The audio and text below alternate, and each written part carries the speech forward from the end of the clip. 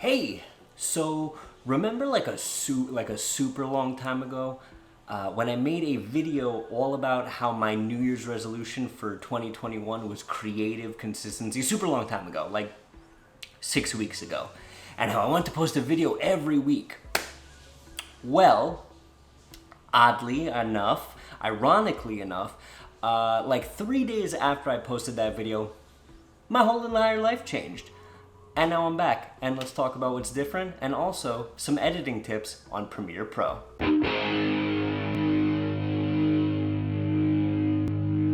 What's going on, everybody? My name is Bobby Kowecki, and welcome back finally to another video. If this is your first time here, hey, how are you? I do cool videos like this each and every week, now especially, on photo editing, video editing, all that awesome content creation goodness for your online needs. Where have I been? What's been going on? Is this the same flannel that I wore in my last video? I think so, probably. So after I posted my last video, I wrote down some goals, personal and professional, that I wanted to accomplish by the end of 2021. I want to get down to 155 pounds. I want to run a marathon.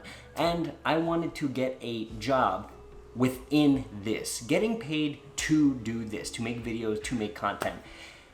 And I thought that was going to take all year. I thought that was going to be the one thing that I work my absolute hardest on to get to. And 3.5 weeks into the year, I got it. I am working for a company now, doing video production for them, doing editing for them, and I'm so excited to be sharing that with you guys. And I will in the coming days. But that's where I am, and that's where I've been going. A new job, a move, different set. Obviously, we're in a new place. We're doing the work we always wanted to be doing, and couldn't be happier and couldn't be more thankful. But in the spirit of that, in my new job, producing podcasts, producing videos for different companies, what are some things that I use in my day-to-day to make that more efficient, to make that a little bit easier and more fun? So I'm going to give you guys 3 tips that I use each and every day to work more efficiently and faster in Premiere Pro. Let's get to it. Alright, so here we are in Premiere Pro. Now, when it comes to doing a lot of editing, a lot of work, whatever the type of content it is, it's always good from the start to get organized. Now, whether you're doing something narrative driven or something like this, where it's a little bit more educational based, the best thing and the thing that I like to do at the start of every project is visually assemble all of my content. Now, how do we do that? So the first way we're going to do that is we're going to go up here to the Assembly tab in Premiere Pro. And we're going to go down here and we're going to click on these little icons where it says Freeform View. Now, what's that going to do? It's going to give us all our icons in these thumbnails here. Now, I've just duplicated the clip a couple of times here. You'll see why I did that in a moment.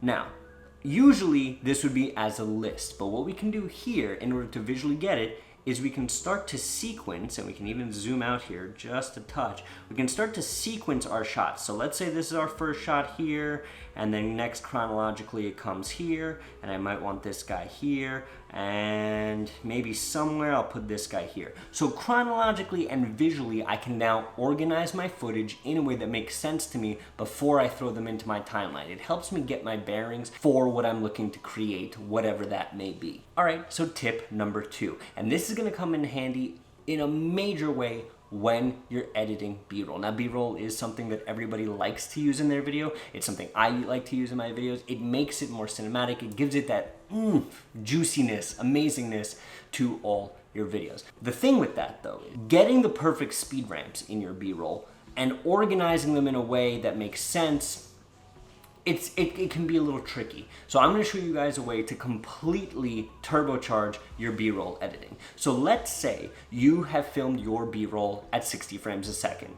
like I have here. So in my project window here, you can see the frame rate of all of these clips is 60 frames a second. Now, I could throw these into my timeline and manually adjust the speed and duration of each one. But let's say I know all these clips, all of them are B-roll.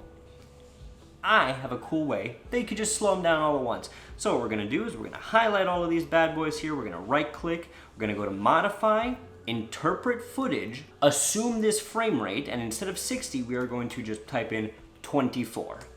So now all my 60 FPS footage has been turned into 24 frames. So when you put it in your timeline, automatically slow down. This will work with 120 FPS footage, it'll work with 60 footage, it'll even work with 30. I know I've seen people, I'm not someone who does it, but I've seen people try to slow down even 30 by a couple frames just to give it a little more, you know, slow kind of motion, whatever you want to call it. But that's going to be tip number 2. Taking all your B-roll, slowing it down from the start, so then as you put it into your project, you don't have to worry about changing the speed of each clip. All right, so tip number 3 is something I use almost daily, and something I hope you can use as well. Whether you're editing a long-form podcast or an interview, anything when you're dealing with like 20, 25 plus minutes of footage, this is a great way to just kind of skim through it and look for points where you want to make an edit, and that's changing your playback speed. The way to do this is super easy. So if we hit playback here and we hit L, you'll notice the clip goes much faster. If we hit L again, we'll notice the clip plays back even faster, right? And just goes on a loop, right?